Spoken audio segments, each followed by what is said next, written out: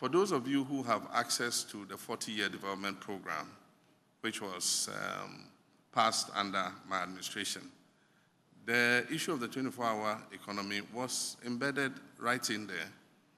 And it is meant to accelerate our productivity.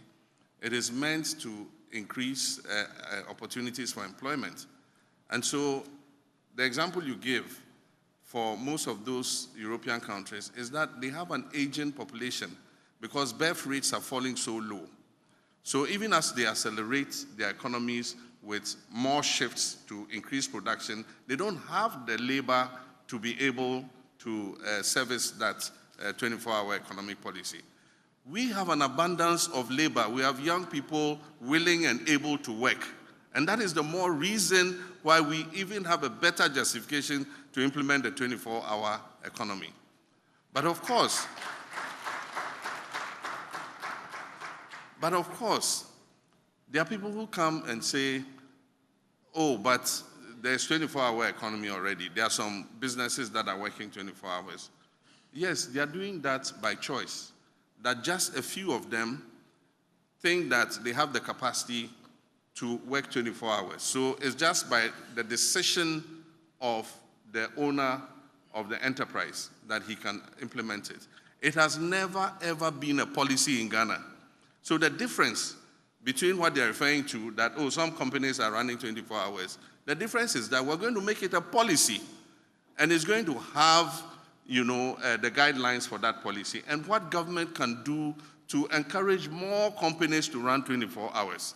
That is a simple thing. And so if we say we're going to bring a 24-hour economic policy, oh, nasa omo yedada.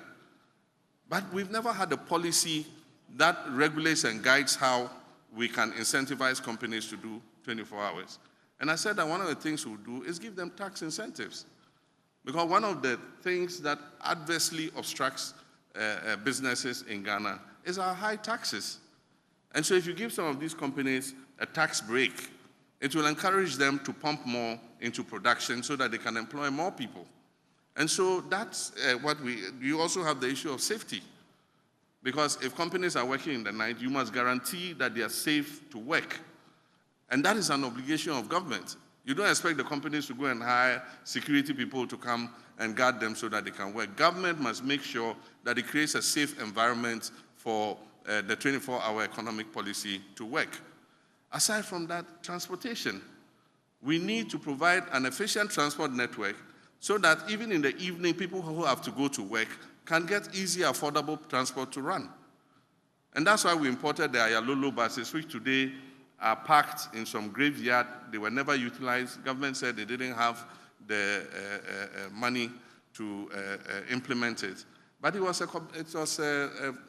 combination of interest between government and the private sector. And so GPRT and all of them were involved. And it was going to run as a bus rapid transit system so that people could catch buses to and from work at whatever time that they close. And so when we come, we're going to revamp all those bus rapid transit systems and buses. Why the 24-hour economy works in some of the developed countries is at any time of the day or night when you go to a bus stop, you get a bus to transport you to work. And so government has some obligations under the 24-hour economy. There are many places that we can easily change into a 24-hour economy mode. The judiciary announced recently that judges are going to sit later than they have done. And so it will mean that people have access to justice better than if they sit the normal time that they sit. If you go to the port, when the ships come, even at night, the cranes are working and offloading the containers. But why can't I go and clear my container at night? Do we need more customs officers? Yes. Must we get more bankers so that we can make our payments and clear our goods even at night? Yes. And so there are things that government can do to make the 24-hour economy possible. Government has its obligations, and we are going to make it a policy so that the private sector can come on board and be able to do so. People